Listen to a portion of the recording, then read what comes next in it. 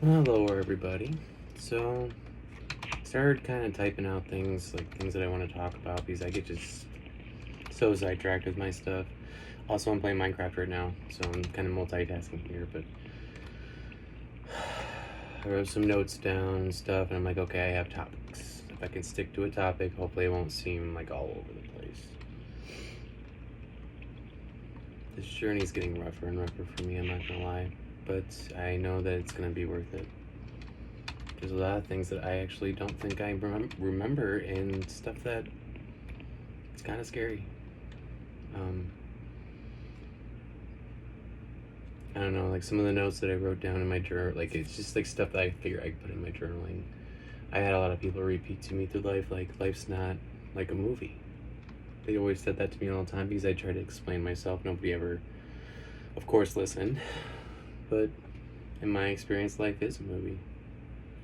There are people out there and they are that bold, and you see all these TV shows and movies out there, and like Saw, we know someone out there has that mind. Why are we watching it? Like, it's ugly out there, and my biggest thing is awareness at this point. I feel like I've been used most of my life, and then I was vulnerable, and I feel stupid. I feel ugly on the inside.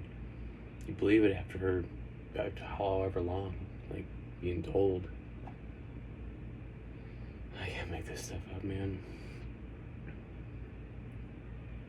But yeah, so one of the topics that I thought was kind of cool is I really do think that a lot of things that I learned about myself, like even about my diagnosis and stuff, like with autism, and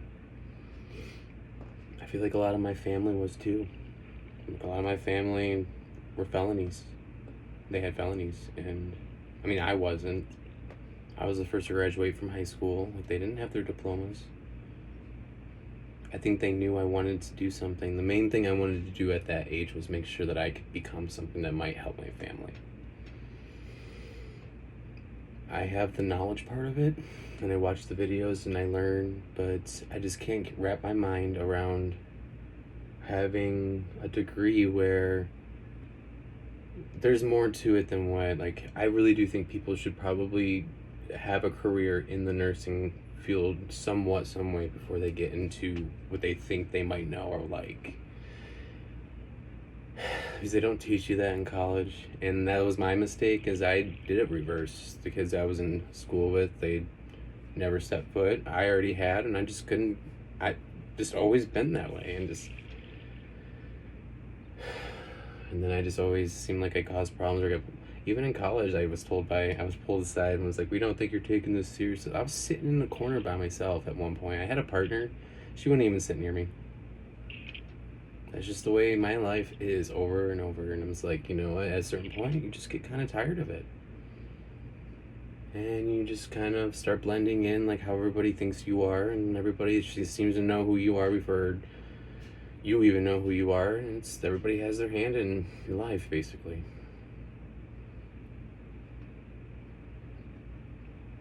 A lot of the things, the reason why I'm talking about my family is because they might have had a weird, maybe not healthy way of expressing it, but they got me ready.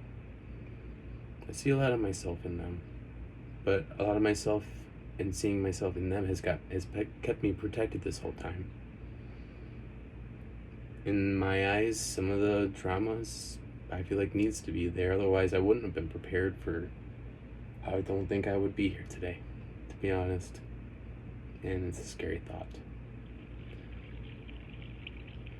I keep saying like I shouldn't have taken an MRI 30 some years later.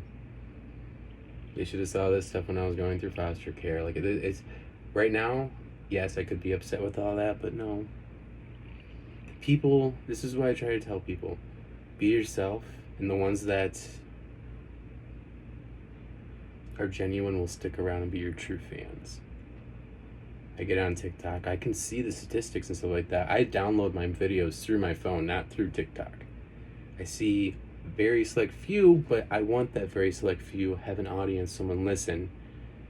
I think there's probably a good 15 people that probably, out of the 73 people or however people I have, that hasn't looked at it once, but I can tell the pattern that who's going to sit there and at least listen and go on this journey with me, because I feel like it's going to be fun. Simple as that.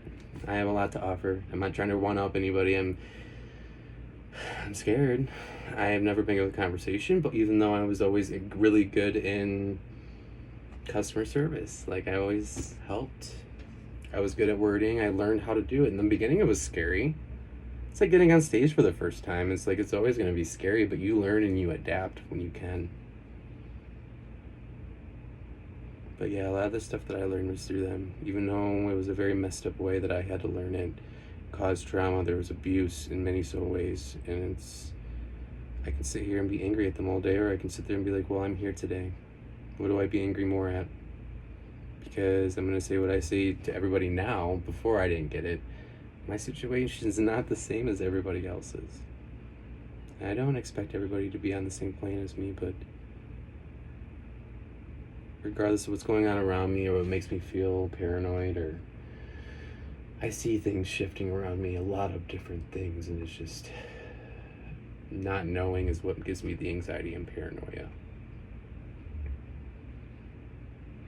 And then I don't really talk about it's getting taken care of, but when I first moved to North Dakota, or Bismarck, before I came here from Minot, I was sick, didn't feel good. I didn't say anything to the guys. They helped me get out of there. Austin drove all my stuff back and forth. He helped me get out of there. And that's when I had to go see my doctor that I was regularly seeing. I had to go see a new one because I couldn't see my old one anymore. And they did some blood work, and that's when I learned that I had hepatitis A. I thought it was something like, I was like, you know what, you get so used to being treated like trash. I'm like, I don't even want to know. This was just before I moved here from the abusive relationship.